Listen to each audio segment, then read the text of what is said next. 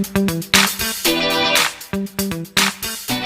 Friends, आज हम आपको ले चल रहे हैं इतिहास की एक ऐसी यात्रा पर जो बहुत ही आनंददायी और अनोखी होगी। और वह ऐतिहासिक यात्रा है प्रसिद्ध सांची का स्तूप। सांची के स्तूप के बारे में हम आपको बतलाने जा रहे हैं कि सांची का स्तूप कहाँ है, कैसे बनाया गया, किसने बनाया और ये अब तक सुरक्षित क्यों रहा। आपको मालूम है, सांची का स्तूप विश्व भर में बुद्ध धर्म की एक ऐसी प्रसिद्ध इमारत है जो अब तक इतने सही रूप में संरक्षित है। तो सबसे अद्भुत नमूना है वास्तुशिल्प का और बुद्ध धर्म का प्रसिद्ध स्मारक और सबसे बड़ा संरक्षित स्मारक होने का गौरव इसको प्राप्त है। यूं तो भारत के कोने कोने में बिखरी हुई है निशानियां, कुछ पत्थरों में गढ़ी गई, कुछ बाकी बची कहानियां। ये लेकिन एक ऐसी कहानी है जो पत्थरों में भी गढ़ी गई और बाकी भी बची है। आइए चलते हैं सांची की यात्रा पर। सबसे पहले सांची का एक वर्चुअल टूर करिए। सांची को देखिए आप। प्रसिद्ध सांची का स्तूप आपके सामने है। वो विशाल स्तूप जिसका निर्माण आज से लगभग 2300 वर्ष पूर्व अशोक के समय में किया गया। आइए यात्रा का आनंद लेते हैं। विशाल अंडाकार स्तूप आपके सामने है। पत्थरों से निर्मित संरचना, रेलिंग, आप प्रवेश द्वार देख रहे हैं जिन्हें तोरण द्वार के नाम से जाना जाता है। पूरा परिसर का एक विहंगम दृश्य आपके सामने है। अद्भुत, गौरवशाली और स्थापत्य का बेजोड़ नमूना सांची। बौद्ध धर्म का स्मारक सांची, विश्व विरासत का स्थल सांची। आइए अब इसके बारे में हम जानते हैं। सांची का जो स्तूप है, सबसे पहले हम जान लें स्तूप किसे कहते हैं।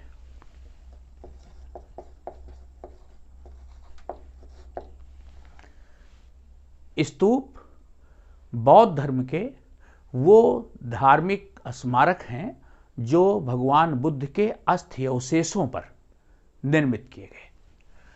तो उनके महापरिनिर्वाण के बाद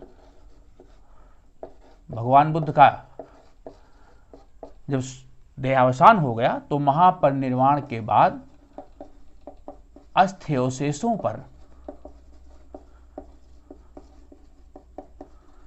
निर्मित स्मारक।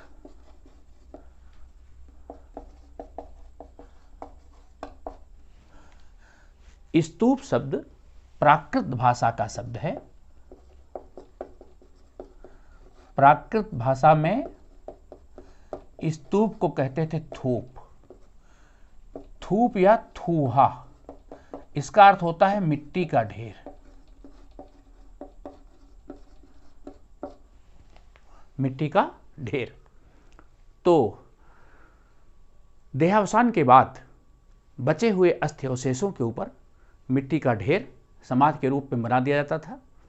उसको स्तूप कहा जाता था। और स्तूप बनाने की परंपरा भगवान बुद्ध से पहले भी थी, क्योंकि स्तूप का उल्लेख ऋग्वेद में भी मिलता है, शतपथ ब्राह्मण में मिलता है, शुक्ल यजुर्वेद में मिलता है। शुक्ल यजुर्वेद और शतपथ ब्राह्मण में स्तूप का उल्लेख समाधि के रूप में मिलता है।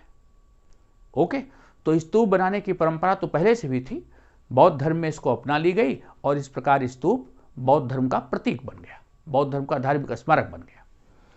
तो भगवान बुद्ध के महापरिनिर्वाण के बाद उनके अस्थि अवशेषों को 8 भागों में विभाजित किया गया और 8 भागों में विभाजित करके उनके ऊपर स्तूप बनाए गए।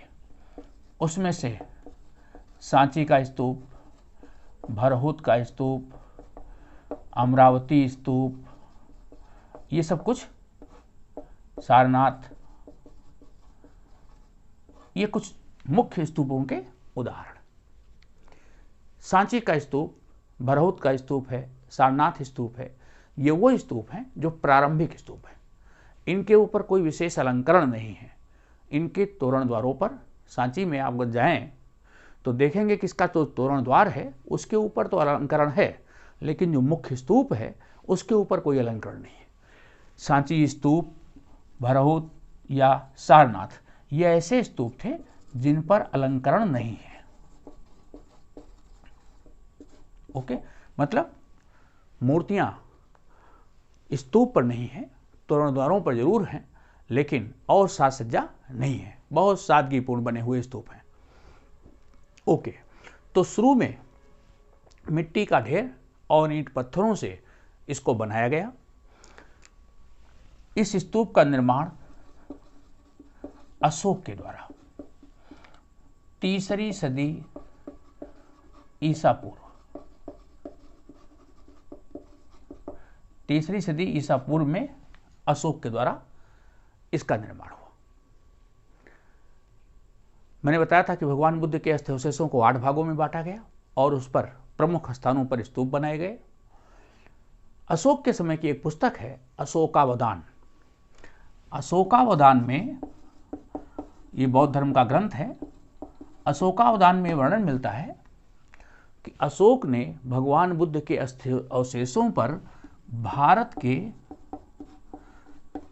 प्रमुख नगरों में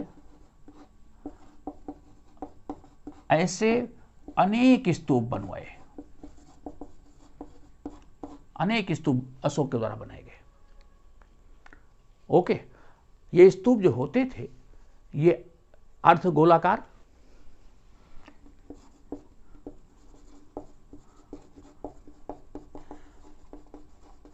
चौकोर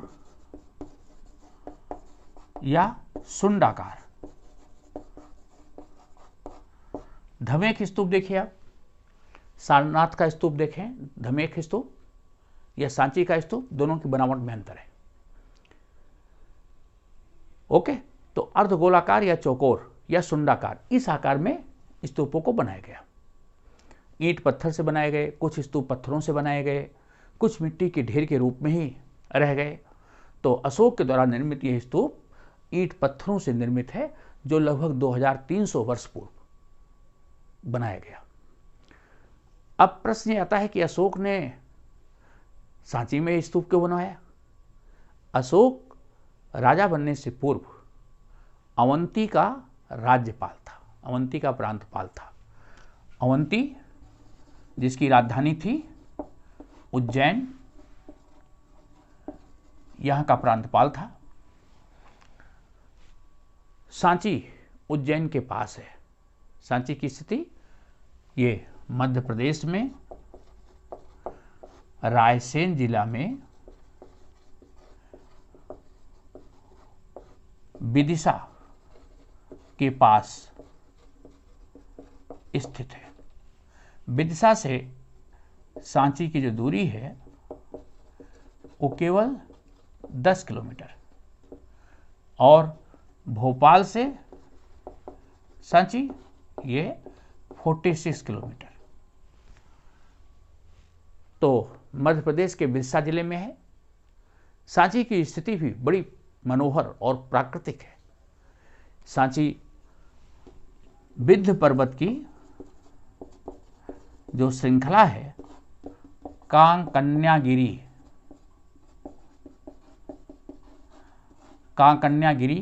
या उसको विदिशागिरी या चैत्यगिरी के नाम से जानते हैं। इस पहाड़ी पर जो 90 मीटर ऊंची पहाड़ी है, इस पहाड़ी पर सांची का स्तूप बनाया गया। इस स्तूप को अशोक ने इसलिए सांची में बनवाया कि जब अशोक अवंती का प्रांतपाल था तो इस स्तूप के पास नगर था विदिशा, और यहाँ का जो नगर श्रेष्ठी था उसकी पुत्री विदेश महादेवी, उसका नाम था विदेश महादेवी, उसके साथ अशोक का विवाह हुआ। तो अशोक की पत्नी थी विदेश महादेवी। उसके कहने से अशोक ने सांची में इस स्तूप का निर्माण करवाया। कहते हैं कि जहाँ सांची है, कनखेड़ा गांव है, वहीं पर अशोक का ये विवाह आयोजित किया गया था। इसलिए उस स्थल पर अशोक ने इस स्तूप को निर्मित करवाया। ओके, तो ये तो हो गई कहानी कि स्तूप कैसे निर्मित हुआ, स्तूप किसको कहते हैं। ये स्तूप अशोक के समय में बनाया गया। बाद में यहाँ पर और भी दूसरे स्तूप तथा मंदिरों का भी निर्माण किया गया जो गुप्त काल के हैं। गुप्त काल तक इस पहाड़ी पर ऐसे इमारतों का निर्माण चलता रहा। अशोक के समय में जो ये स्तूप बनाया गया था, ये स्तूप काफ़ी विशाल है। इस स्तूप की जो संरचना है, आज इसकी ऊंचाई 21.64 मीटर है और इसका जो व्यास है वो है 36.68 मीटर। ओके, इस स्तूप के साथ साथ यहाँ पर अशोक का स्तंभ भी है, लघु स्तंभ भी है, और उन लघु स्तंभ और स्तंभ लेखों पर अशोक के लेख भी हैं। अशोक का जो स्तंभ लेख है उसी पर गुप्त काल का अभिलेख भी है जो शंख लिपि में लिखा हुआ है। तो मतलब 5वीं सदी ईस्वी तक यहाँ पर गुप्त काल में भी निर्माण होता रहा। उसके बाद भी राजाओं महाराजाओं ने यहाँ पर निर्माण जारी रखा, लेकिन धीरे धीरे ये स्तूप गुमनामियों के अंधेरे में खोता गया। अशोक ने मुख्य ढांचा बनवाया। अशोक के बाद इस स्तूप को शुंग वंश के शासक पुष्यमित्र शुंग के समय में इसको कुछ नुकसान पहुंचाया गया। पुष्यमित्र शुंग के समय में स्तूप और स्तूप के आसपास की इमारतों को तोड़ा गया, लेकिन इसके पुष्यमित्र शुंग के पुत्र अग्निमित्र के द्वारा इस स्तूप को पुनर्निर्मित किया गया, फिर से इसको बनाया गया। और यही नहीं, पुष्यमित्र शुंग के द्वारा तोड़े गए स्तूप को बिल्कुल उसका दुगना विस्तार अग्निमित्र शुंग के समय में कर दिया गया। तो जो आज मूल स्तूप है वो मूल स्तूप अशोक के समय का नहीं बना हुआ है। उसके ऊपर जो पत्थरों से निर्मित अभी आपने देखा स्तूप को एक बार फिर से देख लीजिए। सांची का स्तूप,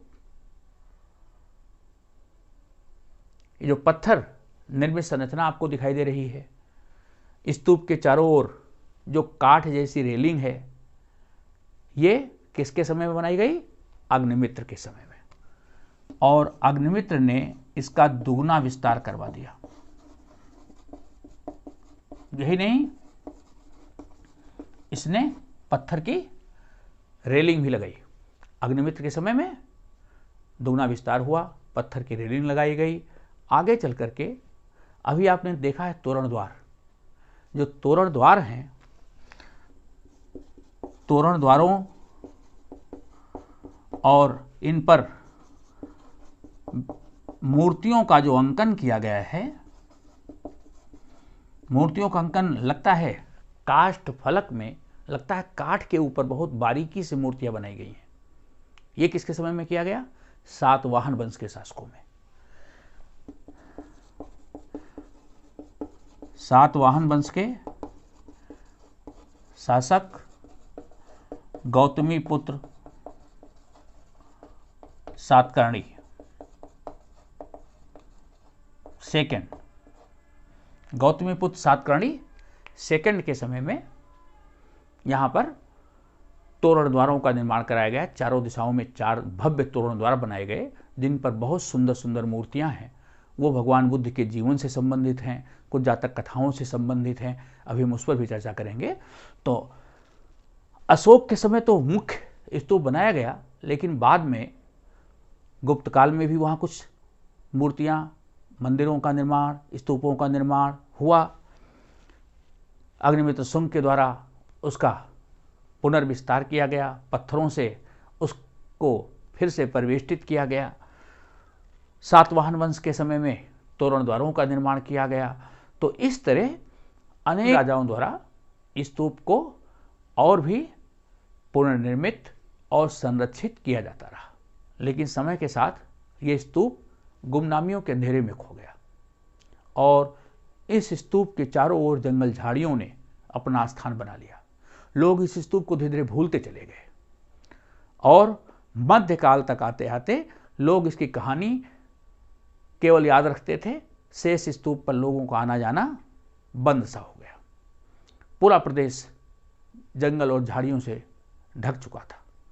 ऐसे में ब्रिटिश शासनकाल में 1818 में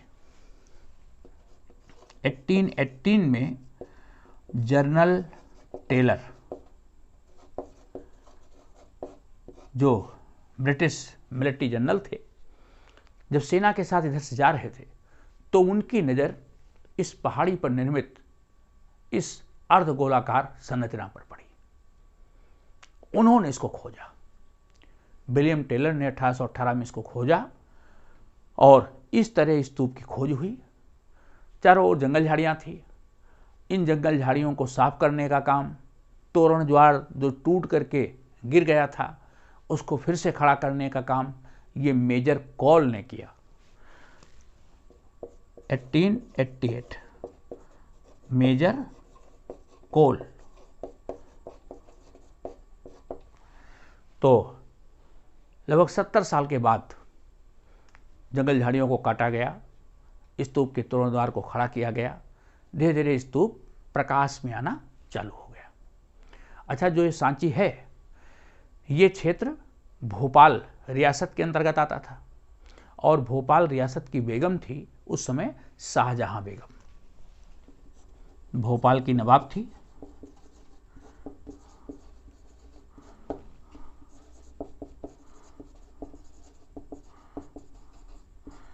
ओके। स्तूप के तोरण द्वारों के ऊपर बड़ी सुंदर मूर्तिकला के नमूने थे, बड़ी सुंदर सुंदर मूर्तियां बनी थी। तो जब यूरोपियों को इन मूर्तियों के बारे में जानकारी प्राप्त हुई तो उनकी उत्सुकता स्तूप में बढ़ी और वो लोग इन मूर्तियों को अपने यहाँ यूरोप के संग्रहालय में रखना चाहते थे। तो सबसे पहली बार फ्रांसीसियों ने सांची स्तूप का जो पूर्वी तोरण द्वार था, जो अपनी सही स्थिति में था, उसको पेरिस संग्रहालय ले जाने की इच्छा शाहजहां बेगम से व्यक्त की। उन्होंने शाहजहां बेगम से कहा कि यदि आप परमिट करें तो इसे हम पेरिस संग्रहालय में ले जाना चाहते हैं। लेकिन शाहजहां बेगम बहुत होशियार महिला थी।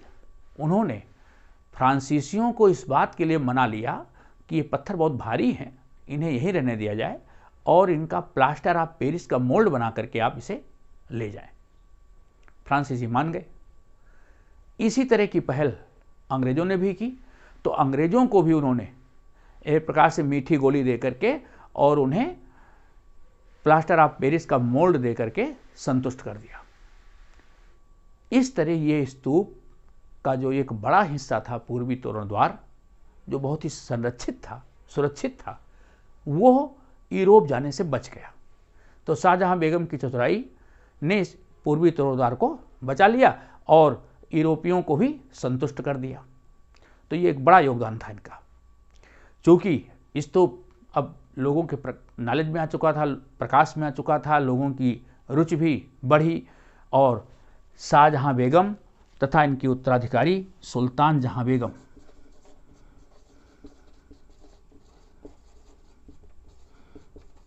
इनका संरक्षण भी मिल गया। इन दोनों बेगमों का संरक्षण मिल गया। इसकी वजह से सांची का स्तूप और भी लाइमलाइट में आ गया और भी लोगों के नज़र में आ गया। तो शाहजहां बेगम का तो योगदान ये बड़ा रहा कि उन्होंने इसको यूरोप जाने से बचा लिया। ठीक, सांची के स्तूप के बारे में थोड़ी बहुत प्रचार प्रसार करने का काम, इसकी खोजबीन करने का काम 1888 के पहले भी चालू हो चुका था। 1854 में अलेक्जेंडर कनिंघम, जो भारत के पहले एएसआई के डायरेक्टर जनरल थे, उन्होंने एक पुस्तक लिखी थी द भिल्सा टोप्स।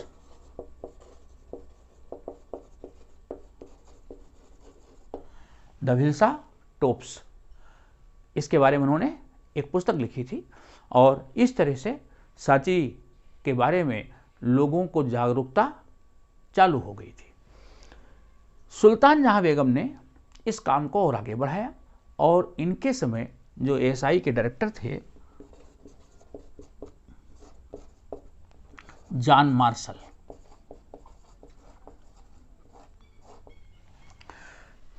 (1912) से लेकर के 1919 के बीच जॉन मार्शल यहाँ उन्होंने कैंप किया। 1914 में उन्होंने एक पुस्तक सांची के ऊपर लिखी, द मॉन्यूमेंट्स ऑफ सांची पुस्तक है इनकी।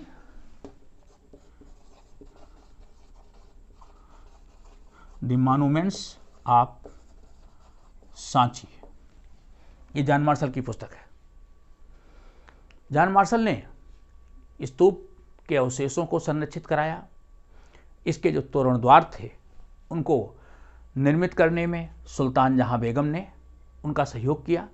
सुल्तान जहां बेगम ने इस स्तूप की फिर से मरम्मत करने में यहाँ पर एक गेस्ट हाउस, एक अतिथिशाला, एक संग्रहालय, ये बनाने के लिए पैसा सुल्तान जहां बेगम ने दिया। सांची के बारे में पुस्तक लिखने का काम जॉन मार्शल ने किया। इस पुस्तक के प्रकाशन का खर्च भी सुल्तान जहां बेगम ने उठाया और इस तरह से जब द मॉन्यूमेंट ऑफ सांची प्रकाशित हुई 1914 में, तो पूरा संसार इस स्तूप के बारे में परिचित हो गया। तो सुल्तान जहां बेगम ने वास्तव में इसको वो स्थान दिलाने में अपनी मदद की जिसका सांची हकदार था। लोगों की नज़र में सांची को लाने का काम सुल्तान जहां बेगम ने किया। स्तूप को मरम्मत कराना, सुरक्षित करना, अतिथिशाला का निर्माण कराना, प्रचार प्रसार करना, संग्रहालय बनाना, जो मूर्तियां बिखरी हुई थी उनको संग्रहालय में व्यवस्थित तरीके से रखा गया। तो ये बड़ी भारी उपलब्धि सुल्तान जहां बेगम की। तो इन दो बेगमों का जो संरक्षण मिला, इससे ये ऐतिहासिक विरासत, जो मात्र बौद्ध धर्म का धार्मिक स्मारक ही नहीं, आज ये विश्व विरासत है। सांची को 1989 में विश्व विरासत का दर्जा यूनेस्को के द्वारा दिया गया। 1989 में इसको विश्व विरासत का दर्जा दिया गया। तो ये विश्व विरासत दर्जा प्राप्त ये स्मारक बचा रह गया, इसका सबसे बड़ा श्रेय इन दोनों बेगमों को जाता है। तो मित्रों, इस तरह सांची का स्तूप संरक्षित रह गया। शायद अगर इन बेगमों का सहयोग न होता तो ये अद्भुत स्मारक आज जैसा है ऐसा नहीं होता। सांची के स्तूप को एक बार फिर से देखिए। आपके सामने सांची का स्तूप, उसका वर्चुअल टूर देखें। बहुत भव्य अद्भुत तोरण द्वार, 4 तोरण द्वार हैं और इन चारों तोरण द्वारों पर जो मूर्तियां बनी हुई हैं, उन मूर्तियों को ध्यान से देखें। उन मूर्तियों की भी एक कहानी है। उन मूर्तियों का विषय अलग अलग है। पूर्वी द्वार जो सही स्थिति में था, जो टूटा हुआ नहीं था, उसके ऊपर भगवान बुद्ध की जीवन की कहानी और उनके महाविनिष्क्रमण की कहानियों का अंकन किया गया है। और जो पश्चिमी द्वार है, पश्चिमी द्वार पर भगवान बुद्ध के 7 जन्मों की कहानियों का चित्रण है। जो उत्तरी द्वार है, उसमें भगवान बुद्ध के जीवन के चमत्कार, जो जातक कथाओं में वर्णित हैं, उन चमत्कारों का वर्णन है। दक्षिणी द्वार पर भगवान बुद्ध के जीवन से संबंधित कहानियों का वर्णन किया गया है। जो उत्तरी द्वार है, उसमें भगवान बुद्ध के चमत्कार के साथ साथ जो 4 आर्य सत्य हैं, उन्होंने जब नगर भ्रमण पे देखा था, एक रोगी को, एक वृद्ध व्यक्ति को, एक शव को, एक सन्यासी को, तो उसका अंकन भी। इन तोरण द्वारों के ऊपर एक नारी मूर्ति आपने देखी थी, सालभंजिका। कुछ ऐसी भी मूर्तियां हैं जो बौद्ध धार्मिक कथाओं से इतर हैं, वो दूसरे स्थानों से ली गई है। सालभंजिका की एक जो नारी मूर्ति है वो हिंदू धर्म के आख्यानों से ली गई है। वो एक ऐसी महिला है जिसके छूने से पेड़ पौधे पल्लवित पुष्पित हो जाते थे, ऐसी मान्यता थी। तो सालभंजिका की मूर्ति का भी अंकन तोरण द्वार पर किया गया है। सांची के स्तूप में कहीं भी बुद्ध को मानव रूप में नहीं दर्शाया गया है, भगवान बुद्ध को प्रतीक के रूप में दर्शाया गया है। भगवान बुद्ध को घोड़े के रूप में, भगवान बुद्ध के पद चिन्ह, भगवान बुद्ध ने ज्ञान प्राप्त किया उस पीपल वृक्ष के नीचे का चबूतरा, इन 3 प्रतीकों के रूप में भगवान बुद्ध की उपस्थिति यहां पर दर्शाई गई है। कहीं भी भगवान बुद्ध को मूर्त के रूप में नहीं दिखाया गया, ये प्रतीक के रूप में अंकित है। तो ये सारी विशेषताओं को लिए हुए अद्भुत बौद्ध धर्म का स्मारक सांची, जिसकी अभी आपने यात्रा की। मित्रों, आपको ये वीडियो कैसा लगा, आप अपनी प्रतिक्रिया भी देंगे, अपने मित्रों को भी शेयर करेंगे। साथ ही साथ चैनल को सब्सक्राइब करना तथा लाइक करना ना भूलें।